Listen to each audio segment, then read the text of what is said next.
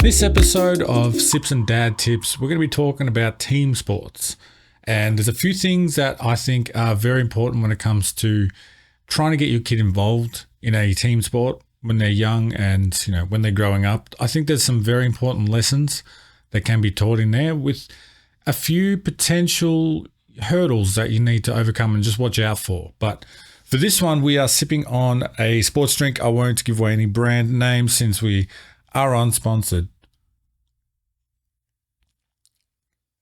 But of course, a bit of electrolytes just to keep us healthy, hydrated, and recovering from our sports endeavors. So I pretty much have been playing team sports since I was about 7 years old.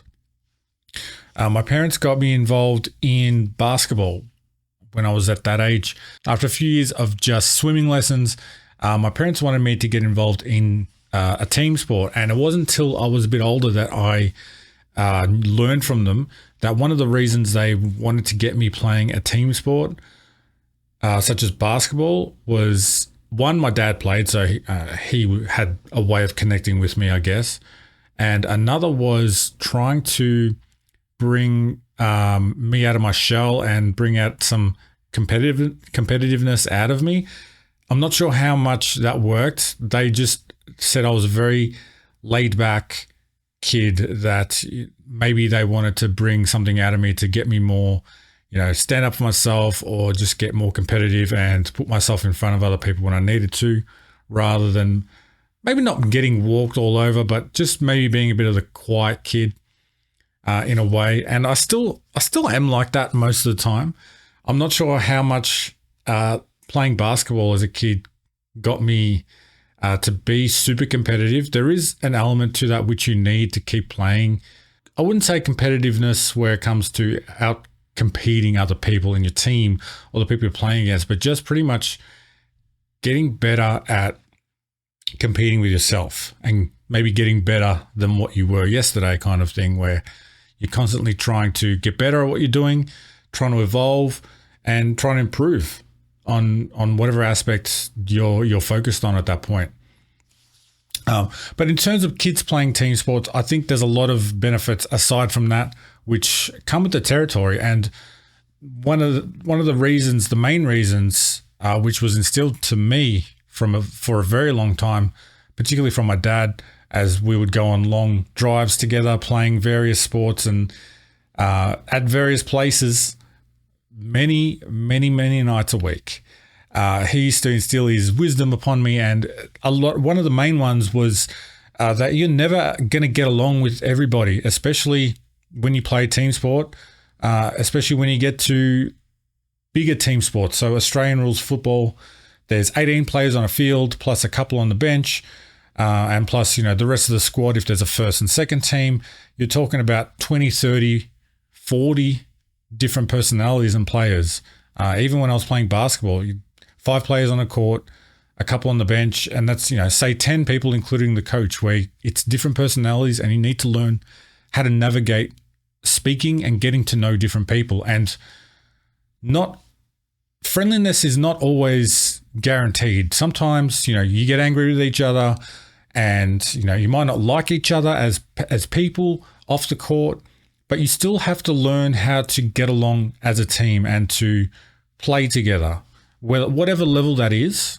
And obviously, the higher you get at a competitive level, the more enhanced that gets, where you really need to focus on being good teammates with each other. Otherwise, in a team sport, individuality can only get you so far. If you really want to achieve things, you got to work as a team.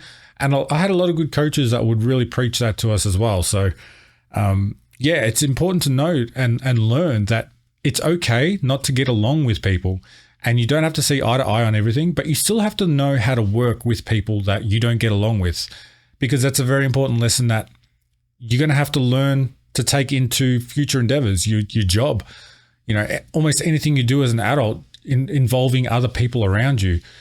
You're not always guaranteed to get along with people. That includes family. A lot of people don't get along with their family, and if you do want to have an environment for your kids where they get to play with their cousins or, distant relatives, and even just playing with other kids, and you might not necessarily like the parents, you might not necessarily like your siblings, but they've got kids you want your kids to play with, you still have to be friendly and, at the very least, not be a toxic person to be around and be able to get along with somebody even though you don't like them.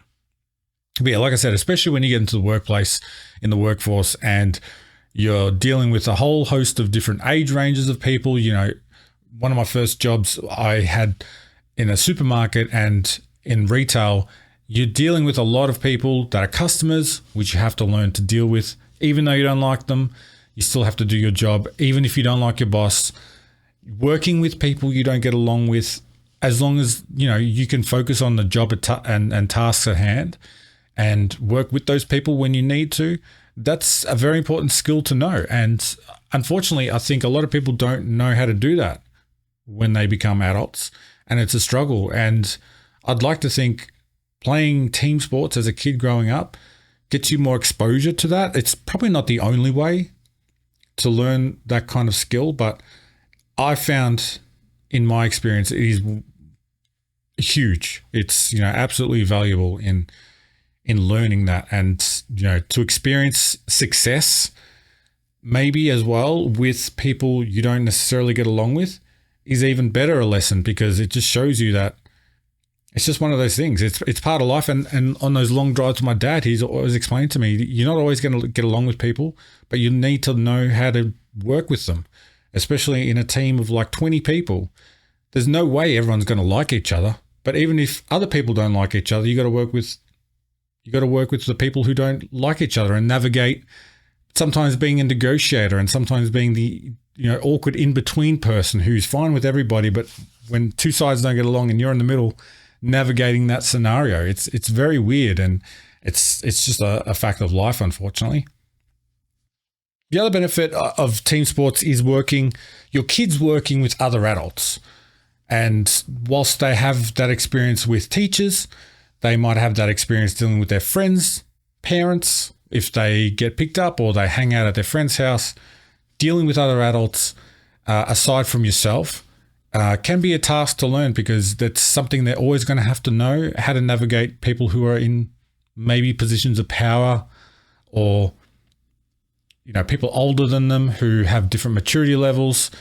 Different coaches are other adults that they're going to have to learn to listen to. So different coaches, different way of speaking to them, and the coaches will have a different way of interacting with your kids. Sometimes you'll have a coach that your kid hates. I had many coaches that I hated growing up.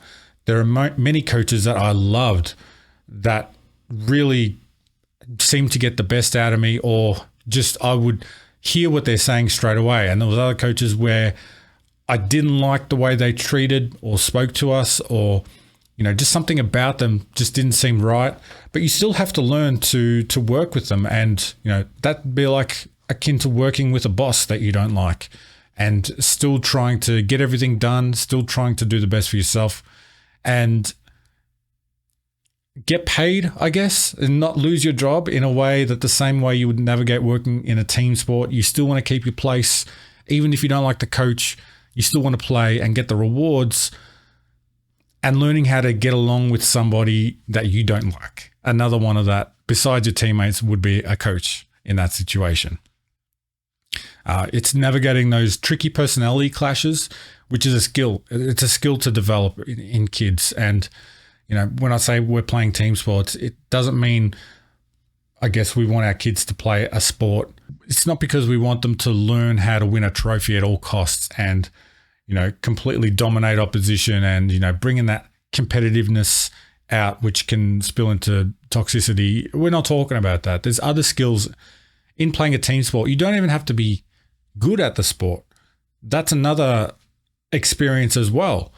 When I've played plenty of times above my level or trying a new sport where I completely suck. And the tough part is trying to focus on how you can get better and being okay with yourself being bad at something until you can get better, and trying to earn the respect of other people through showing you work hard. And, there is plenty of times kids will play a sport where one of the kids struggles, but they're always welcome because they always try their hardest. And even if they don't reach a certain level, a skill level, or level of fitness or whatever, they're still around because of either their personality or because they dedicate themselves to being there and always turning up and working hard. And that's respect, earning that respect of a group of people through either your skill or the way you work and the way you present yourself.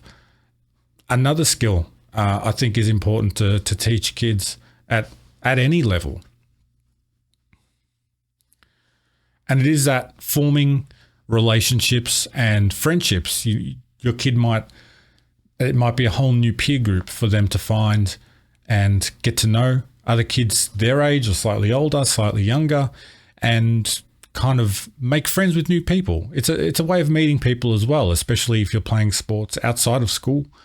It might not necessarily be the opposition you play against, more the teammates, I guess, or other people at a sports club at different age groups. And, it's kind of like almost a networking thing as well. You learn about people who go to different schools. They maybe have a different jokes, different sense of humor, and different way of communicating. That it's another experience. It's just getting you ready for the world as an adult, or getting you ready for adulthood in a way that when you're growing up, if you're just going to school and you're coming home and you have your friendship groups, as soon as you get to the outside world of, say, a university and a job and living life as a grown-up, it's just opened up a whole new range of personalities and situations that doing these little things in a team sport environment, a safer environment, kind of prepares you, I think, in a better way than were you not to do any of these things. So you're forming new friendships, getting to know new people, communicating, learning how to communicate, people who don't know you, and you need to communicate what you need from them, either in a direct way, in an indirect way, how to be friendly, or when you have to be more abrupt, and kind of learning different social cues and all that. A valuable lesson for anybody to learn, as well as patience. When things don't go your way and maybe people don't listen to what you've got to say, and you've got to learn how to deal with that. The hardest thing for us to teach our kids sometimes is learning patience when things don't go their way, because we want them to not struggle sometimes. We don't want to watch them struggle to figure out a puzzle or how to figure out something that they're working on. We want to help them and teach them. And sometimes that struggle is the lesson they need to learn. And a lot of the times when you're letting your kid thrive in a team environment, they're going to be learning patience and how to struggle through different things that you won't be able to help them. You can't always help them while they're out there playing on a field or in the training session when you're not around. It's just skills of communications and patience. That's just something they've got to figure out on their own, which is great.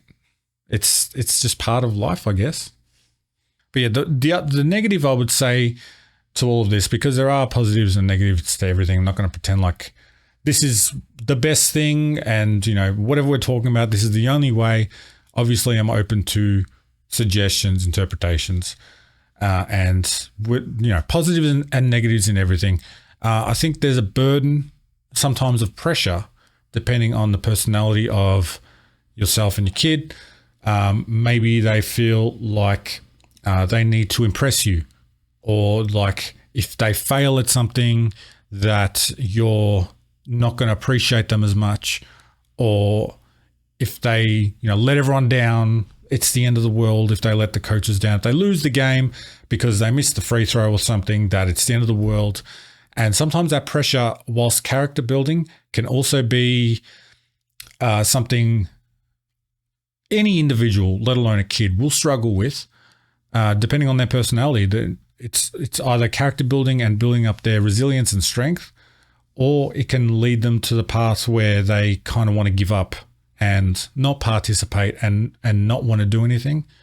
One of my boys is super into trying a different sport and playing it and he loves it. As long as he maybe has a friend just to get started, he'll attack a new sport and he wants to play it and learn it and whatever. And my other son, he's kind of like the opposite. He's definitely more of a daredevil when it comes to either slides or rides and like throwing himself into something. But when it comes to a team environment and there's a lot of people around, maybe he feels that pressure a bit more, that everyone's watching, eyes are on him, and he goes into his shell, and he'll shut up shop and will not participate, won't say a word, just loses all ability to communicate. And so that's a burden of pressure he feels, and finding the balance between trying to not just keep him unexposed to anything. So I still want him to experience a lot of these things, but not push him so that he's resenting his time there. I still want him to enjoy himself. And so that's the thing I have to learn now, is how to kind of push him without pushing him. You know, I don't want to push him into a sport or something. And neither of my kids I've ever wanted to push them into any direction or any sport that I love and that I had goals in. I want them to figure out whatever they love, and I'll be there trying to learn the sport along with them if it's something I've never done. But I still want to push them in a way that they do experience all the positives that I've just spoken about in their own way, in their own life, to prepare them for being an adult and needing to experience all these things in real life, away from a sporting experience. So learning how to push my kid now, who gets a bit clamped up with experiencing a bit of pressure, is something completely new to me. So if you do have any feedback for me personally on that topic or anything else that we've discussed, in the description below will be a link to a Google form that you can fill out anonymously, I think. Otherwise, you can DM me on socials. You can comment on YouTube and Spotify in the comment section. I'll check everything. I appreciate you if you checked out any of the podcasts so far. And if this is your first one, my name is Mingus. Thank you so much for watching. I would love for you to get involved. So reach out on anything, get involved, and I'll see you guys next week. Thanks.